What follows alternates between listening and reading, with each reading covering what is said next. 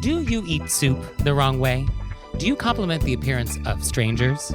Do you read a menu with your phone's flashlight? Were you raised by wolves? Let's find out. Here are things that can make it better when we have to live together. We can all use a little help. Some people don't ask themselves, were you raised by wolves? Hey everybody, it's Nick Layton. And I'm Leah Bonema. And we're in New York today, and let's just get right down to it with our AMUSE-BOUCHE. AMUSE-BOUCHE. So for today's AMUSE-BOUCHE, there appears to be quite a bit of confusion about soup. Oh, And I don't know, are we confused about soup? I don't know. I So in front of us, Leah, there is a beautiful bowl and spoon. Now please demonstrate, how do you eat soup? feel like I don't want to. I want you to. First off, I'm left-handed. Okay. But what we're going to demonstrate does not matter. Okay. So Leah's going to, Can I move the microphone? you can move the microphone, sure. You can just do a blow-by-blow. Okay. I feel like I'm about to let Nick down. So I want No, you if guys. you do this correctly, then that'll be a letdown. Okay, good. Phew. All right, here we All go. right. So Leah is going to be taking the bowl and I'm going to put it as if it was in front of me. okay. So Leah has the bowl in front of her and she is holding the spoon correctly. Yes. And now she is putting it and she is okay. So Leah did 50% correctly. So what Leah did is she took the spoon and she moved it away from her, but then she put the spoon in her mouth like she was drinking cough syrup. So she got 50% there. Oh, God. And if you could see what she's doing now with the spoon. All right. Thank God this is just a podcast. So with soup, it is correct. You want to go away from you. I got 50% right. That's way more than we all expected. You know, that's passing, I guess. So many people are confused by the expression away from you because this is the etiquette rule and maybe people don't understand what that is. Or maybe you out there listening know what's happening and this will just serve to validate the behavior you've been demonstrating all along. Well done. So the idea of moving away from you is you go from the 6 o'clock to the 12 o'clock position on the bowl. That's what it means to do it away from you. You don't drink the soup from the far side of the spoon, which some people do think. You also don't drink from the bowl. You also don't drink from the bowl. That was not on my list of things to cover, but I'm glad you brought it up. Yeah, I feel like we might as well just throw it in there. You know, in as case. long as we're there. Some Yeah. people like to pick it up and spoon pour it in. And in some cultures and in some cuisines, that's fine. But we're talking about good old American Campbell's soup here. Okay. So you basically want to go from 6 o'clock to 12 o'clock. You want to scoop away from you. And the idea of this is that if there's any drips on the spoon, they will drop back into the bowl as the spoon is coming back towards your mouth. This is the point. Also, some people say that when you do it this way, it looks less like you're shoveling food into your mouth. And so somehow it looks more elegant. Oh. And so that's why you want to do it, which, by the way, very popular on the internet. I can't tell you how many soup videos I've watched on YouTube. Really? The genre of YouTube videos about soup etiquette, vast. People are really into soup. One of the videos I saw came with a warning, Really? caution. You know, use of this video, it like had a whole disclaimer about like only do this under supervision, only do it with trained professionals. Yeah, there was a warning on the soup etiquette video. Wow. So no warnings here. Just go forth, be wild. Well, what did I do wrong? It was the shoving the whole spoon into your mouth part. You want to sip the soup from the edge of the spoon. So I got a slurp, No, you just sip from the edge of the spoon, the long end of the spoon. but then I'm okay. I think you just have to go You're with it. risking a slurp. I would rather risk a slurp than seeing the entire spoon in your mouth. Okay. That's my preference, you know? You know, my instinct was to actually sip from the side, but then I got nervous about a slurp, so I was like, just put the whole thing in. All right, well, now we know. But yes, you do not want to make noise. This is a very good point. Right? So I appreciate your instinct to kind of keep it quiet. Yeah. You also want to be mindful to not scrape the bowl with the spoon. Like, don't do that. Right. In terms of tilting, you know, there's that last bit of soup. Emily Post, she says you can tilt the bowl. This is okay. She says you have to tilt away from you, though. Okay. And if it's a formal like dinner, I don't think you actually want to do any tilting. Just leave the last bit of soup in the bowl. Okay. But in less formal, I think you can tilt away.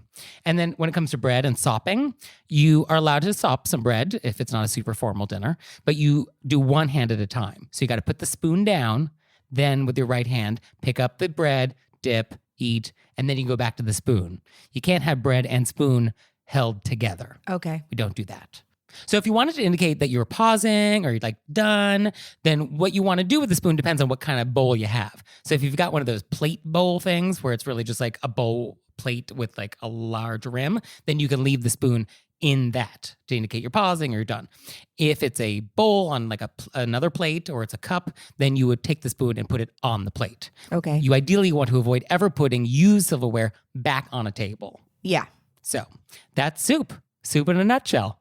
Fantastic. I mean, we cover everything here.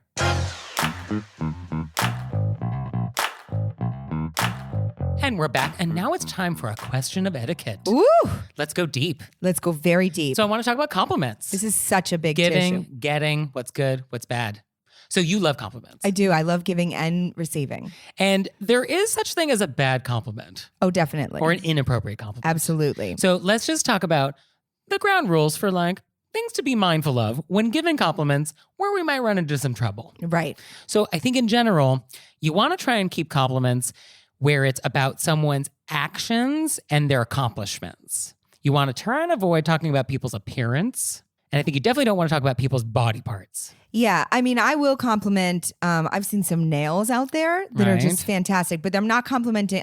The color. Mm-hmm. You know, people, I will say to a person, I love those nails. So I think you want to be mindful of whether or not you're talking about their nails or the color of the nails. Right. I think when we talk about color, I think that's a safer way to do it. But I think you also want to be mindful of what are we actually talking about. If it's like, oh, I love that color of your tight sweater, like that's a little different than I love your shoes. Right. I will say to people that I know, Mm-hmm. not strangers, this shirt is such a great color on you. It really pops. Yeah. So I think that's a safer way to do it. I think when we talk about body parts though, like, oh, I like the way your legs look in those pants. This is problematic. Yeah. That's This is- well- that is reserved for very close friends. Right. Weight, we just do not talk about Don't weight. talk about weight. If it's up, if it's down, that's just off limits, I think, at all times. All times. Like there's never an occasion. Although I agree 100%. Now I'm going to find 99%. I have- What loophole can you find now, Leah I know, Bonema? when somebody you know has been actively working on something, like maybe I have friends that are bodybuilders or somebody that's been like on an eating plan, and I know that's something they've been working hard on. They've discussed it with me. I will say, you look great. So that would actually fall under the accomplishment category. Right. Because that's a little more about the accomplishment of achieving some body shape rather than like just the shape itself. I'll admit to this with all of our friends at home. Recently, a man came up to me and there was a group of people around. I wasn't talking about my body. And he said, oh, did you lose a ton of weight? And I know he just meant it as a compliment, but A, you're implying that I weighed over a ton. Right. And 2,000 pounds. Yeah. And then now I'm in a group chat with everybody. You've drawn attention to something Right. that I wasn't, and I feel very insecure. Now everyone's looking like, And now "Did everybody's she?" like, did she lose a ton? And I don't want to talk about it. Yeah. I hadn't brought it up. But I know that he was just trying to give me a compliment. Yes, people try, people fail. So it's just makes it awkward for everyone. Yeah. So I think you just want to be mindful of appearance, anything that has to do with anything attached to someone's body. This is always a little tricky. One good way to tell whether or not a compliment is okay or not is if you can explain the compliment in a way that's not creepy. So if you're like, I love your positive attitude. It makes me feel great to be around you. That's a nice compliment. The explanation for why it's a compliment, not creepy. Right. Or like, you're so good with PowerPoint. I know our client feels like they're in really good hands. Also fine. Non-creep explanation. I love your eyes. Hard to say why that's why I like them. Nick's using this as an example because there's a coffee shop near my house where they are regularly staffed by people with the most phenomenal eyes. And I just want to say, great job on those eyeballs. What's going on with the genetics in this coffee shop? And I'll text Nick because I won't do it. I guess deep inside I knew that I can't do it. But I've been like, can I just be like, wow, those eyes? My text message is just a sad face. Yeah, so you don't want to do that. And I think the rule against like not commenting on people's appearance, I think the more familiar you are with somebody, the easier that is if you know it's going to be received as a compliment. Right. Like, if I wanted to say something nice about Leah, something specific is escaping me at this exact moment. Yeah, wow, he's going to have to dig deep. That Come up with something quick. Awkward. But like your skin looks great today. Oh, thank you. And it's like she knows that this is not being said in a sexual harassment way. Yeah, I don't feel harassed. Great. And I was looking at GQ magazine. They had another test to see whether or not something is creepy or okay. If it's an I statement, like, I love that shirt, this is often more problematic than just, that shirt is awesome. When it's the I, it sometimes makes it feel like you are doing something for my benefit. Got it. Like the niceness of your shirt is for me. Right. And that is sometimes a slippery thing. So that's just something to be mindful of. So let's talk about how to accept a compliment. Yes. So I'm actually not great at this. This is something I'm working on actively. I have to work on things too. We're all shocked. So Miss Manners says that the key to the accepting the compliment is just to say thank you and kind of leave it there. Because once you start explaining the compliment or trying to be like modest about it, like, oh, this sweater, oh, I've had it for ages. Or, oh, I was just lucky. When you start explaining it, now it becomes a conversation. It's not a passing pleasantry. And now it's a conversation, which is this thing about the compliment. And now that's kind of rude because you're like wanting to belabor the point about how great I am or whatever this thing is that we're talking about. And by dragging it out, this actually is no longer polite. Right. So we are also giving the other person a job. right, By, because they have to they have to defend their compliment. like, no, I mean it. Like, Yeah. no, yes. Yeah, and it goes on forever. So you just want to say thank you and not try and justify the thing or explain it away. Right. And for me, I actually find this very difficult. So I'm working on that. I think that's great. So thank you for helping me work on that, Leah. No problem. Thank you. Thank you. Thank you. No, thank you. Okay. And we're back. And now it's time to take some questions from the wilderness. Ooh. So What if I started howling there? I would take it. Yeah, absolutely. If you want to howl, let it fly. Our first question is, I have a business etiquette question. I took a meeting at a company as a favor for an old friend. The president of the company and 2 associates came to my office and we had a really nice meeting. I wrote a thank you email to the group an hour after the meeting and followed up on part of our conversation. I did not receive a thanks in return. A month later, someone from that company who I had not met reached out to me wanting to set up additional introductions to people. I ignored him. Now, over 2 months later, the president of that company has been reaching out to me wanting more introductions. I like them, but I feel like their lack of common business etiquette does not encourage me to help them build additional contacts at my prestigious firm. Am I being too uptight? Or should I just get over it? Ooh. I was very excited to see what you were going to say about this. So here's the thing. In business, sometimes if you can make some coin, you might overlook bad etiquette. You know, sometimes you have to do business with people that you do not respect, that you do not like. And if you thought you might be able to make some money with this relationship, okay, let it go. Just accept the fact that these are bad people, but you might make some money. That's, I think, one approach. Right. I didn't get the idea that that's what was happening here. Yeah, I got the feeling that this is purely a favor and this does nothing for me. Yep.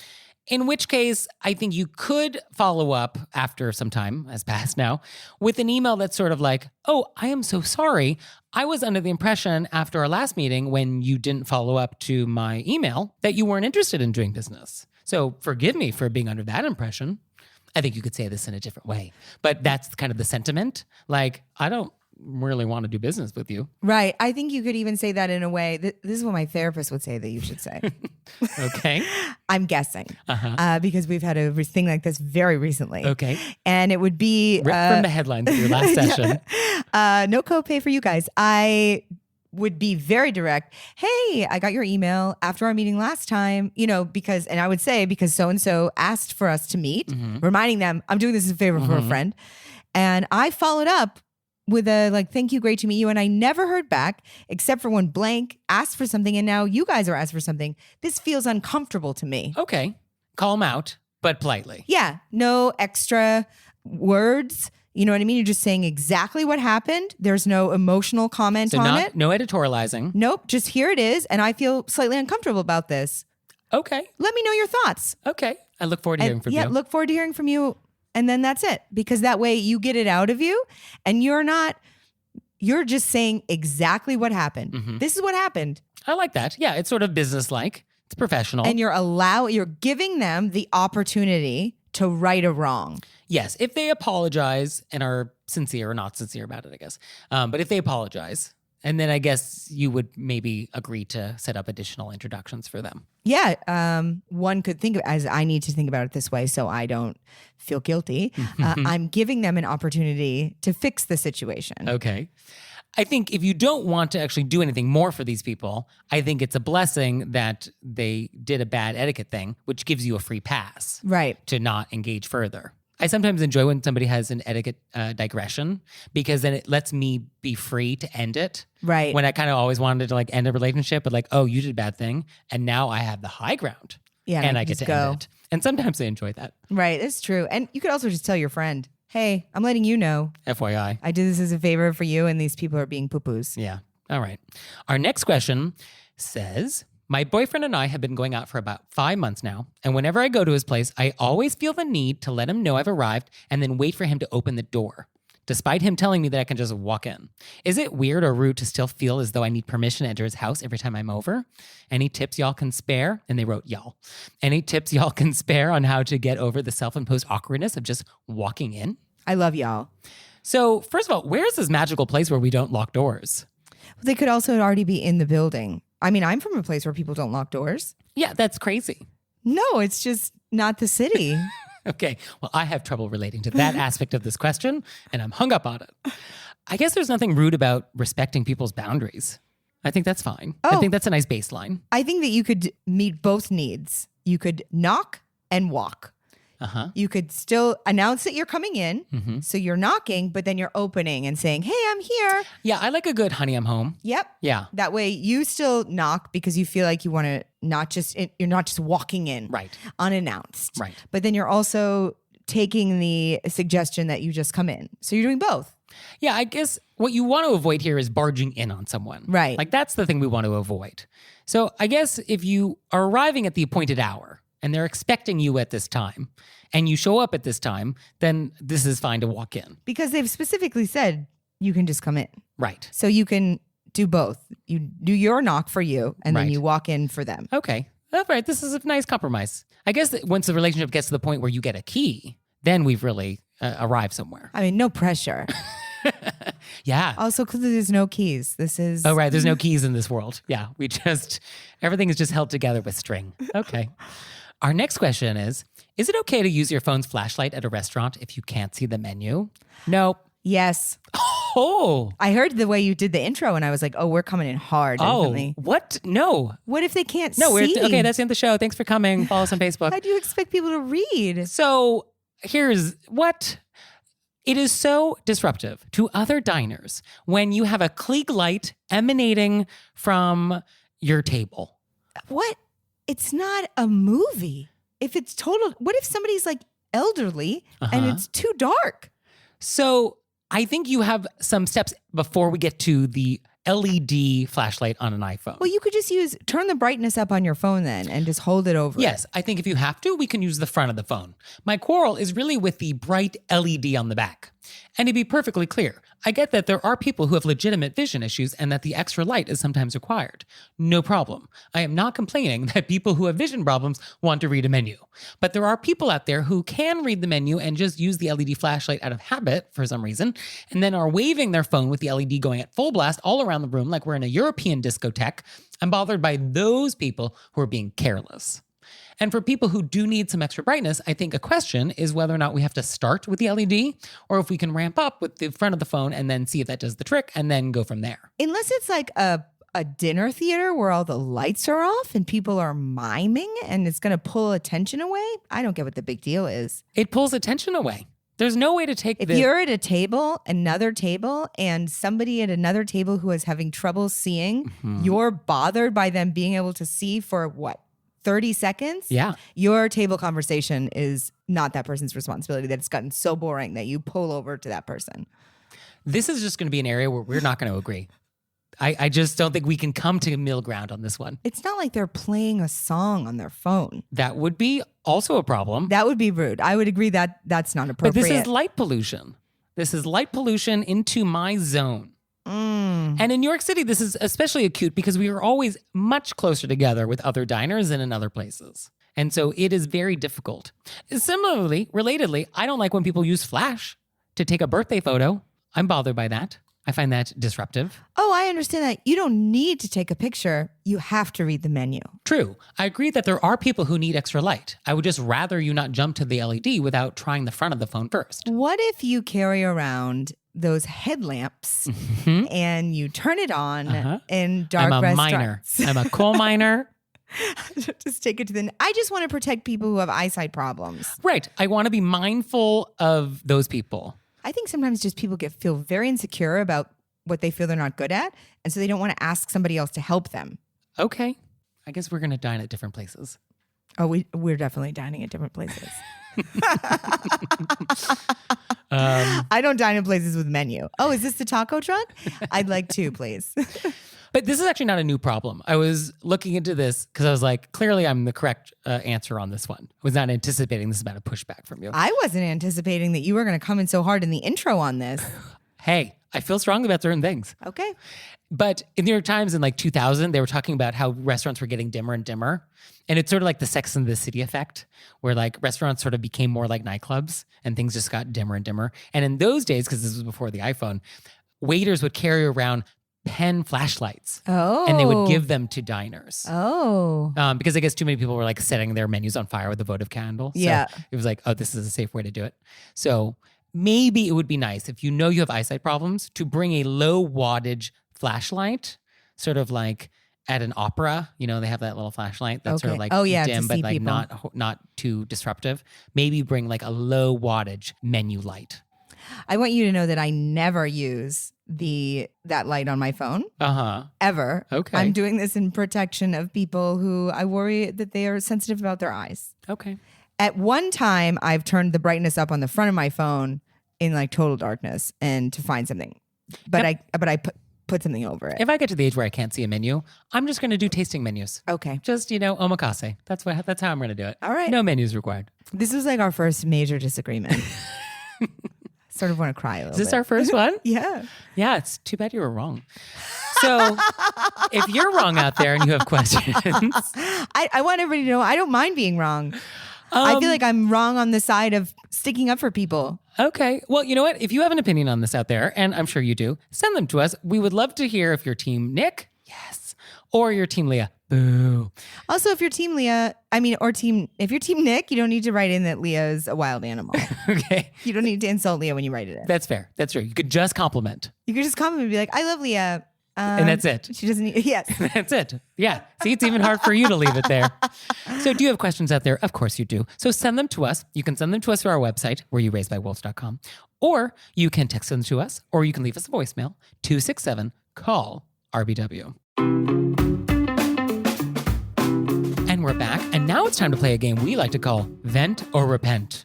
And this is our opportunity to vent about some bad etiquette thing that's happened to us this week, or we can repent for some bad etiquette faux pas we've committed. So Leah, would you like to vent or repent? I'm going to vent. Bring it. And it's very coincidental considering I just stuck up for people with phone lights because I'm venting about someone's phone light. Oh, wow. But I know it's not eye related. Okay. This is spin class. Mm-hmm. I don't know. My spin class is dark. Sure. It's dark. And there's a few women in my spin class who keep their phones out. And then they look at their phone. It's a dark room and everybody's there. This is my only 50 minutes to myself. This is you time. I understand. I've taken care of someone before when they were sick and I had to be available all the time. And I would need to exercise, but I would sit in the back row. And I would put the brightness so low that it wasn't disturbing. And you go into the front or even the middle and then you keep your phone light all the way up and you just keep checking your phone. You're disrupting the whole class. Mm-hmm. It's unbelievable. In the first few minutes, I try to be like, okay, maybe that person's going through something, and then halfway through it, I'm like, my whole exercising experience turns into me trying to not lose my temper. Mm-hmm. Why would you do that? Because it's rude. It's so rude. Disrupting people with bright lights is rude. It is, but they're not. It's not because they can't see. Yes. I think anytime you are disturbing someone and it's not required medically, that is rude. Yeah. And spin class, I think, I think because people are there for like me time, it becomes selfish me time. And you do things to the detriment of the people around you because you're like, this time is for me. This hour is all about me. And you forget that you're still in public with other people. Yeah. And people kind of forget that there is still etiquette involved for me time. And everybody in that room is trying to take a break from their phones. Yeah. That's why we took a class. Yeah. And we left our phones in the locker because we're not animals. So for me today, I'm going to repent. I know. Oh my goodness. Mark this day. I feel like I need to. You'll never forget where you were. I must need to lie down. So I was at Chelsea Market, which is near where I live, grabbing a quick bite. Delicious Cambodian place, by the way. If you're in New York, pop in. It's great. And I was having this rice bowl thing, and it came with a lime. And I was eating at Chelsea Market. There's some like high top tables, and other people are around. And I squeezed the lime, and this lime juice squirted so hard, supersonic. You could hear the sound barrier being broken, square in the face of this poor woman. It was so fast and it was alarming. Like it was as if this tiny little lime witch had like a gallon worth of liquid in it somehow. Oh my goodness. It was remarkable. And so I apologized, obviously. Got the napkins, all of that. I was so embarrassed because I did the right thing with the lime, which is you're supposed to shield the lime with your other hand. Like that's how you deal with lime wedges and squeezing. Same goes for lemon. I did it, but just the arc of the juice just leaped over my hand in some miraculous way. Maybe it was the jet stream, Coriolis effect maybe. Hard to say what physical properties were involved, but it was a lot. And so I felt bad that I had done this to this woman. Turns out no permanent damage was done. She dried off. It was okay. But wow. it was a moment. Wow. Moment. So you know what? I'm human too. Yeah. Wow. Yeah. Amazing. I'm not a god. I do bad things. Well, Yeah. you immediately took care of the situation. So Your bad things is a lime squeeze. So I well, think you know, it's a spectrum. Yeah, it's not like Klieg at a restaurant, that's for sure.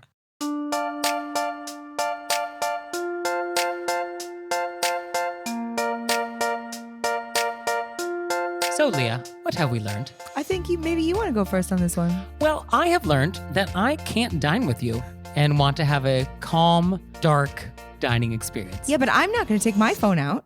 I'm just not going to get mad at the person who has degenerative eye disease. Okay, fine. I see great in the dark, actually. I'm from Maine. That's true. You would need me on your team. Okay, fair. It's not going to be me doing it. Okay, all right, I stand corrected. I'm very non-disruptive. Okay. Some people have like glaucoma. Sure, okay. Yes. And I want them to eat, I do not want them to starve. right? Yes, that's true.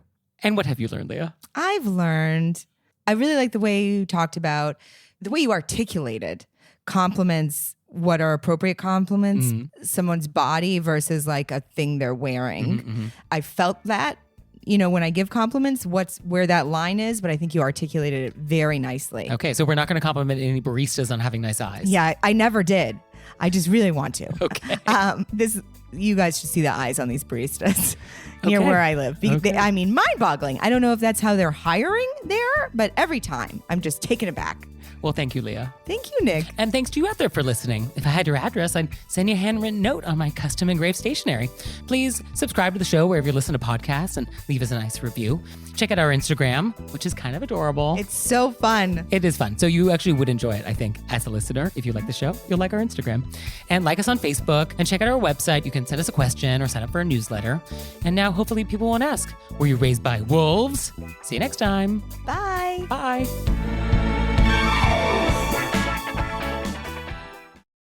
Okay, Leah, it's time for our Petty Four of Kindness, Okay. our kindness cordial. I'm forcing Nick into doing kindness cordials. This is Leah's opportunity. I'm giving her exactly 30 seconds to say kind things that have happened. Ready, go.